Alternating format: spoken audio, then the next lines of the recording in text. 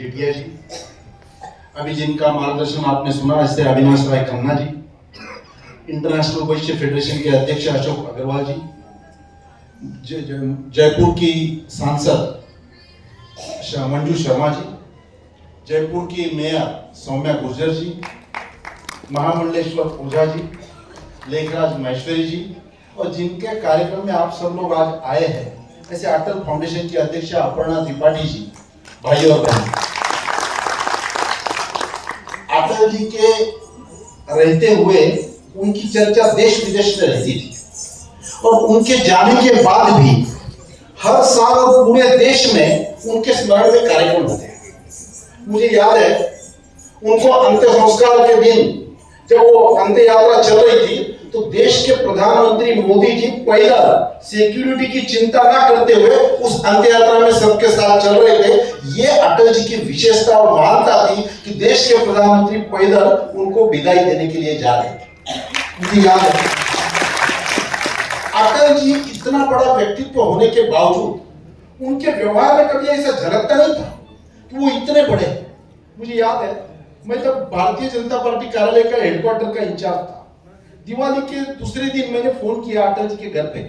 आज जो telecom minister है अश्विनी वैष्णव जी, वो उनके पीए के रूप में काम करते थे। मैंने बोला अश्विनी जी, हमें प्रधानमंत्री जी का टाइम चाहिए, मुझे सब परिवार मिलने को आ रहा है। बोले मैं पूछता हूँ। अटल जी ने उनको पूछा क्यों आना है? बोले श्याम जी कह रहे आना है। बोले बात कराओ। उधर अटल जी बात कर रहे हैं, हाँ बताओ क्या बात है? मैंने कहा कि आपके आशीर्वाद लेने आना है। बोले दे दिया, मेरा मार्गदर्शन भी लेना है। बोले हो गया। बोले आप क्या करें? मैंने कहा ऐसा है, दिवाली के दूसरे दिन से नया साल शुरू होता है, हम बुजुर्गों का आशीर्वाद लेकर अपना जीवन आगे बढ़ाते हैं। आप हमारे बुजुर्ग हैं, हमें आना है। अटल जी ने कहा अच्छा क्या लाओगे? अब मुझे लगा देश के प्रधानमंत्री के लिए मैं क्या लेके जाऊंगा। मेरे दिमाग में था फोटो खींचना। मैं बोला फोटोग्राफर लेके आऊंगा। बोले वो तो आपका होगा, मेरे लिए क्या लाओगे? और 2 मिनट रुक के उन्होंने कहा ऐसा करो, उनको मालूम था मैं महाराष्ट्र से आता हूँ, पूरन पोली लेके आ। फिर घर पे हमने पूरन पोली बनाई, बेटा बेटी और पत्नी के साथ हम गए। उन्होंने बोला अरे सब स्टाफ को बुलाया, आओ भाई महाराष्ट्र से पूरन पोली आई है। सब लोगों ने पूरन पोली खाई और बोले जितने फोटो खींचने उतने फोटो खींचो। ऐसे अटल जी इतना बड़ा व्यक्ति। एक बार उनके घर में गुरु पूर्णिमा के दिन पंचवटी हॉल में कार्यक्रम होता था। अटल जी को जिन्होंने राष्ट्रीय स्वयंसेवक संघ से जोड़ा, ऐसे प्रचारक का सम्मान उन्होंने रखा। वो थे उस टाइम जीवित थे नारायणराव तर्टे जी। उनकी एज थी 94। अटल जी बीच में बैठे थे, उनके दाहिने हाथ में रामशंकर अग्निहोत्री जी थे और बाएं हाथ में नारायणराव तर्टे जी थे। अटल जी का भाषण हुआ, बाद में अग्निहोत्री जी का हुआ। जब तर्टे जी का भाषण हुआ तो 94 इयर्स का आदमी खड़ा रह के बोलना संभव नहीं था। और एक सामान्य व्यक्तित्व आरएसएस का प्रचारक जैसे होता है, उनका कोई तामझाम नहीं रहता, जैसे है वैसे है, वो बोलने बैठ के बोलने लगे।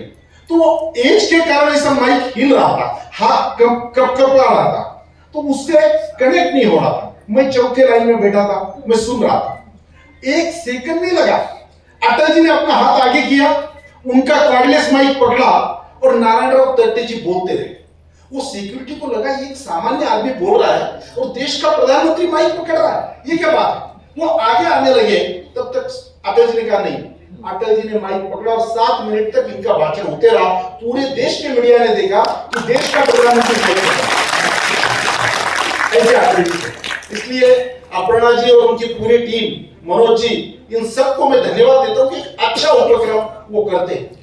अलग अलग क्षेत्रों में काम करने वाले आप सब लोग हैं, और केवल दिल्ली के नहीं, पूरे देश के। सब देश में काम करने वाले लोगों का चयन करके वो काम करते हो, कोई अपना अवार्ड मिले, हमारा सम्मान हो, इसलिए नहीं करते। पर उनका सामान्य जीवन में भी किसी की पीठ थपथपाई तो उसको अच्छा लगता है। तो यहाँ पर बुलाकर उन्होंने जो काम किया वो जनता के सामने रखना, इतने अच्छे अच्छे बड़े बड़े लोगों का हम यहाँ पर सम्मान कर रहे हैं। मेरे सामने राजीव सहानी जी बैठे, पार्टीशन में परिवार इधर आया, और जब ये जिनका आज सम्मान होना, जब मोदी जी ने घोषणा की कि हर घर पे तिरंगा लहराना चाहिए, इनका एक दूसरे दिन मुझे फोन आ गया, बोले भाई साहब मोदी जी ने जो घोषणा की है दिल्ली का एक भी घर, एक भी झुकी नहीं रहनी चाहिए कि जहां तिरंगा नहीं फहरा। जितने तिरंगा झंडा के लिए पैसा लगेगा वो मैं दूंगा, आप ये काम करो। इस प्रकार से या मूवी मिलना नहीं चाहिए, जो सामाजिक काम में सक्रिय रहती है। डॉक्टर निशी भट्ट जी जो लंदन में पढ़कर आई है, पर अपने देश से आज उनका भी सम्मान होना है। अपने देश में जो डिसेबल लोग हैं, जो छोटे बच्चे हैं, जिनका मेंटल प्रोग्रेस ठीक नहीं हुआ है, उनको ठीक करके काम करने के यूट्यूब पे देखते हैं। बहुत अच्छा काम, अपना विदेश का काम छोड़ के या देहरादून में रहकर काम करती है। आदेश गुप्ता जी है, हमारे संजीव सक्सेना जी है, कि कार्यकाल में, कोरोना के कार्यकाल में हमें फोन कर दिया, भाई साहब एक भी आदमी दिल्ली में भूखा नहीं रहना चाहिए, जैसी मदद लगेगी आप हमें बताना, हम अपने बलबूते पे खड़ा है। कितने लोग हैं, पूरे देश से आए हुए लोग हैं। तो ऐसे सब लोगों को सराहना, आगे बढ़ाना और प्रमोट करना, ये तो उनको तो उत्साहवर्धक है ही, उसके साथ साथ बाकी भी सब लोगों को इससे प्रेरणा मिलती है। इसलिए ज्यादा समय ना लेते हुए आप सबको मैं बहुत धन्यवाद देता हूं कि अच्छे कार्यक्रम में आप सब लोग आए हैं, और मनोज जी और अपर्णा जी को धन्यवाद देता हूं कि इसी प्रकार का उपक्रम वो चालू रखे। बहुत बहुत धन्यवाद, नमस्कार।